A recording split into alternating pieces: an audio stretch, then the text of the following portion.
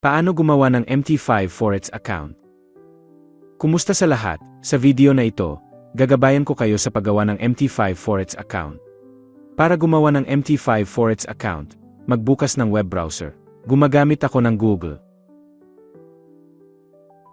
Maaari mong ma-access ang mga forex broker sa address na ito. O mag-click sa link ng paglikha ng forex account sa paglalarawan ng video na ito. Kukunin ko ang halimbawa ng paglikha ng isang forex account sa XM broker. Maaari mong ma-access ang XM sa address na ito. Para sa ibang mga forex broker, palitan lang ang pangalan ng forex broker. Magsisimula na tayo.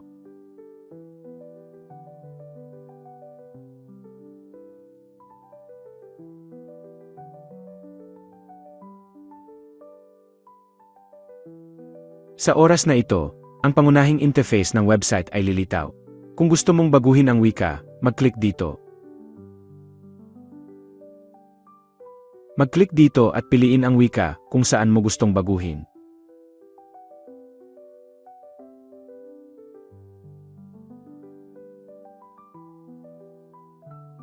Upang lumikha ng isang account, mag-click dito. Pagkatapos, ay click ang magsimula dito.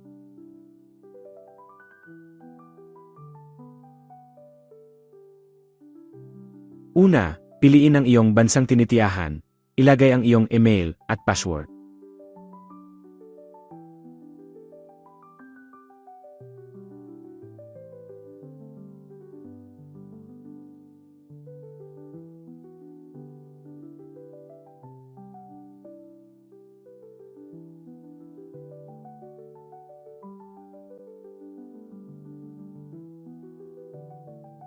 Tandaan, ito ang mga kinakailangan sa password. Gagamitin ko ang password sa screen bilang isang halimbawa.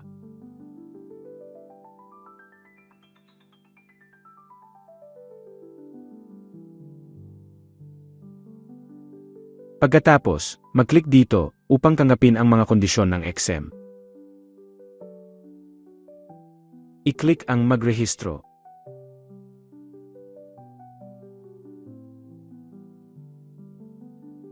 Nagpadala sa iyo ang XM ng email ng pagpapatunay.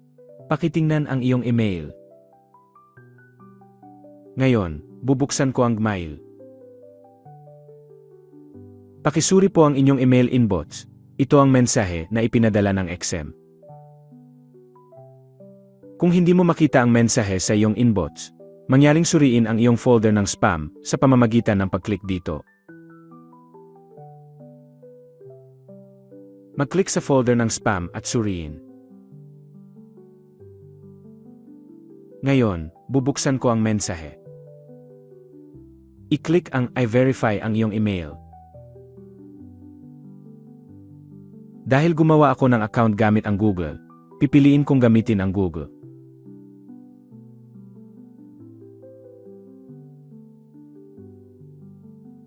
I-click ang i-verify na upang simulan ang pangangalakal.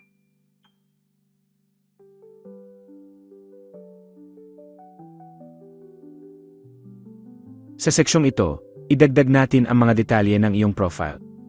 Una, mangyaring punan ang iyong pangalan, panggitnang pangalan, apelyido, petsa ng kapanganakan, at numero ng telepono.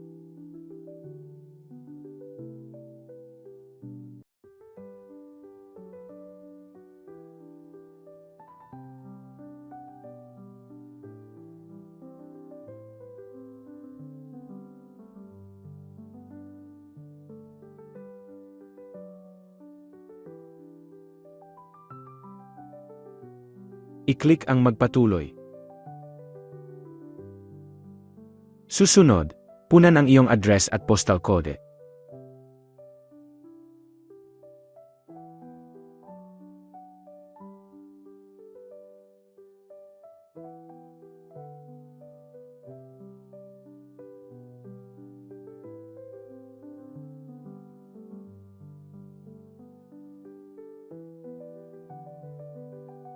Maaari kang maghanap online para sa iyong postal code, at punan ito dito.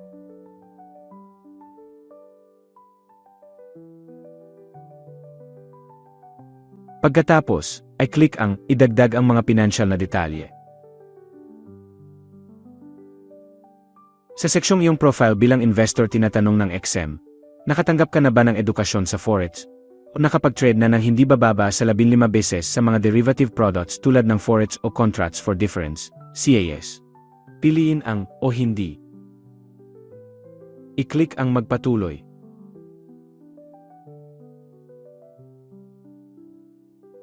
Ngayon, kailangan mong i-verify ang pagkakakilanlan.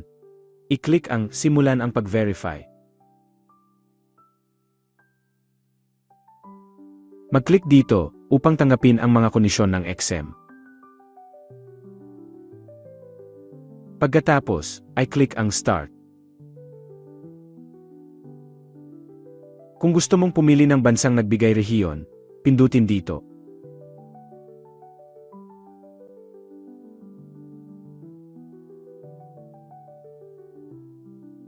Pagkatapos, piliin ang uri ng AI. Nag-alok ang XM ng tatlong opsyon: card ng pagkakakilanlan, lisensya sa pagmamaneho at pasaporte. Pinipili ko ang card ng pagkakakilanlan. Piliin kung paano magpatuloy sa device na ito, o mag-upload ng file. Pinipili ko ang mag-upload ng file. Narito ang ilang kinakailangan kapag nag-upload ka ng mga larawan.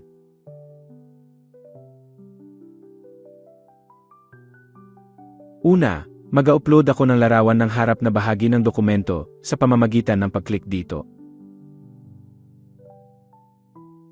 Mayroong tatlong mga pagpipilian: library ng larawan, kumuha ng larawan at pumili ng file.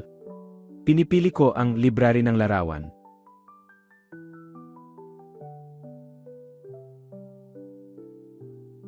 Katulad nito, mag-upload ako ng larawan ng likod na bahagi ng dokumento.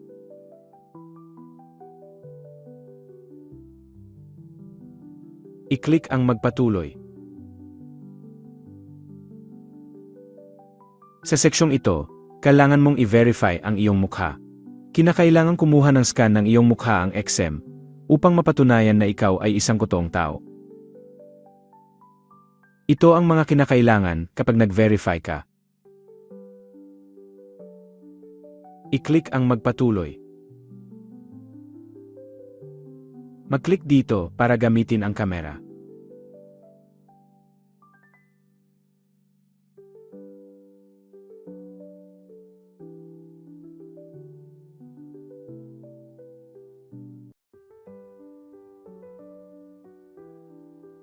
Matagumpay mong na-upload ang iyong mga dokumento.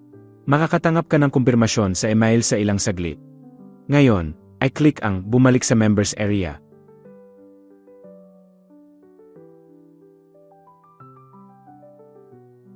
Mag-click dito. Susunod, ay click ang mga account ko.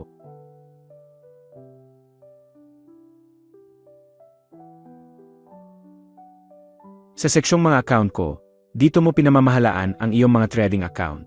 Nag-alok ang XM ng dalawang pangunahing uri ng mga account: real account at demo account. Ito ang MT5 standard demo account na ginawa ng XM para sa mga user.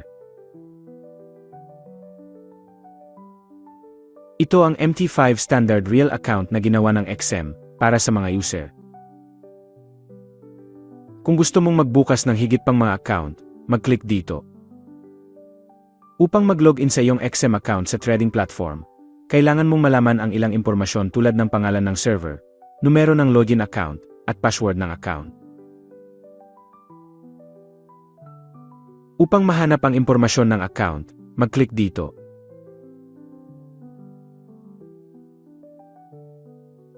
I-click ang impormasyon ng account. Ito ang talahanayan ng impormasyon ng account. Maaari mong mahanap ang server at login account number dito.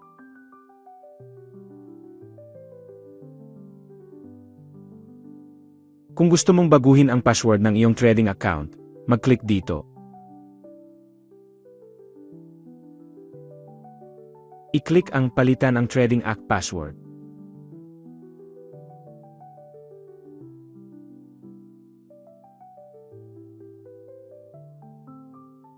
Mag-click dito para gumawa ng bagong password ng trading account.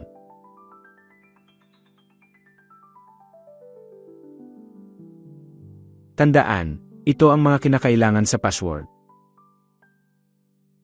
Gagamitin ko ang password sa screen bilang isang halimbawa.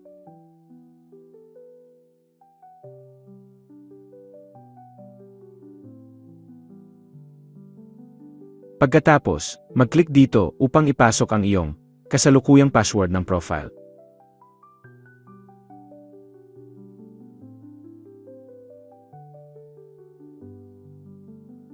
I-click ang Palitan ng Password. Matagumpay mong nabago ang iyong password sa pangangalakal.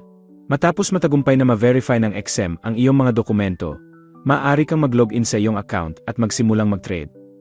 Maaari kang sumangguni sa video tutorial na paano mag-install at mag-login sa MT5 na ibinigay ko sa paglalarawan ng video na ito.